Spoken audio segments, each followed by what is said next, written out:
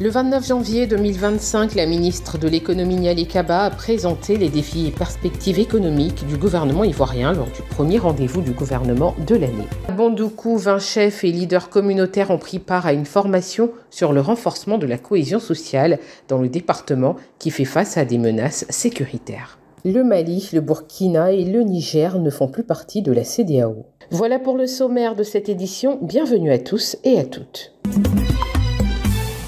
Le gouvernement ivoirien fixe le cap pour 2025. Le mercredi 29 janvier à la primature, la ministre de l'économie Niali Kaba a lancé le premier rendez-vous du gouvernement de l'année. Aux côtés de 6 ministres, elle a présenté les défis et perspectives de la politique économique. La planification du développement en Côte d'Ivoire est un processus rigoureux. En lui suivant une approche intégrée, cohérente et inclusive. En tirant les leçons du passé et en surmontant les défis identifiés, la Côte d'Ivoire peut aspirer à un développement durable et inclusif. Les PND élaborés et mis en œuvre sous le leadership du président de la République, son Excellence M. Alassane Ouattara, ont favorisé la transformation économique et sociale du pays, accompagnée d'une réduction significative de la pauvreté et du progrès notable en matière de développement rural. Depuis 2011, le taux d'investissement est passé de 14,1% à 26,2% du PIB en 2024. Pour le PND 2021-2025, 77,1% des 59 000 milliards de francs CFA prévus sont déjà réalisés. 2025 marque une étape clé pour accélérer la transformation économique et sociale. Il faut poursuivre donc le développement des autres infrastructures, notamment la connectivité, continuer à investir dans les routes, pas seulement les routes bituminées, mais les routes rurales pour permettre donc aux paysans, à nos populations d'accéder au marché pour commercialiser leurs productions. Avec le PND 2026-2030 en préparation, le gouvernement ambitionne de maintenir une forte croissance et de faire de la Côte d'Ivoire un pays à revenus intermédiaires supérieurs d'ici 2030. L'essor de l'intelligence artificielle soulève autant d'opportunités que de défis juridiques et éthiques. Consciente de ces enjeux, l'École multinationale supérieure des postes d'Abidjan a organisé un séminaire de formation de 72 heures dédié à la régulation de l'IA. Animé par Frédéric Forster, avocat au barreau de Paris et enseignant associé à Paris Télécom, cette session a permis aux participants d'explorer les implications légales et réglementaires de cette technologie en pleine expansion. Le tennis, c'est que que les participants puissent vraiment bien s'approprier les enjeux et tout ce qui a été défini, que vraiment ils puissent tirer le plus grand profit de cette formation. C'est comme l'a expliqué le formateur, l'intelligence artificielle est irréversible, on ne pourra pas revenir là-dessus. Donc c'est comme un train.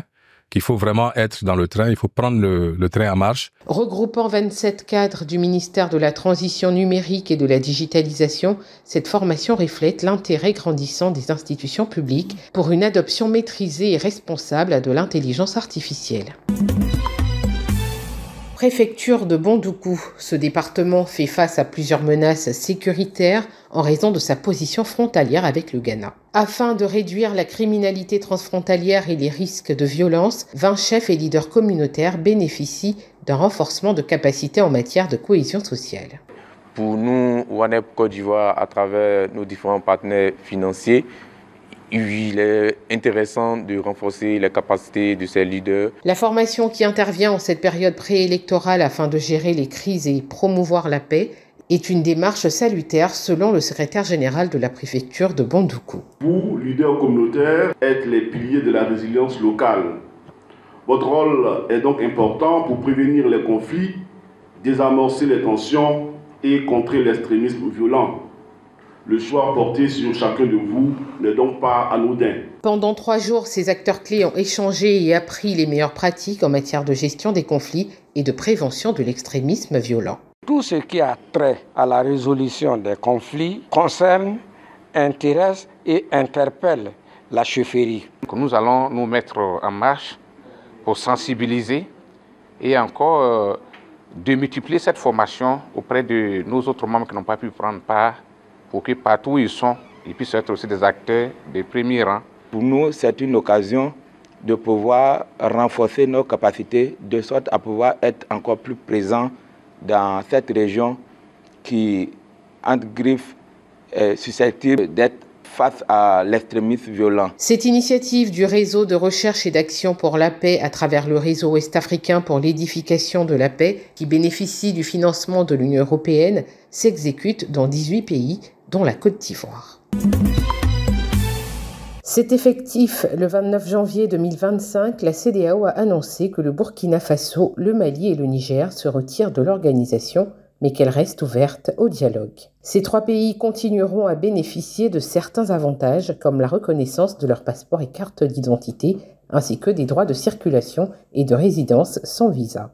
La CEDEAO a mis en place une structure pour discuter de la manière dont les relations futures avec ces pays seront gérées. De leur côté, les 3 pays ont formé une confédération, l'Alliance des États du Sahel, en juillet 2024 et ont lancé un passeport biométrique commun.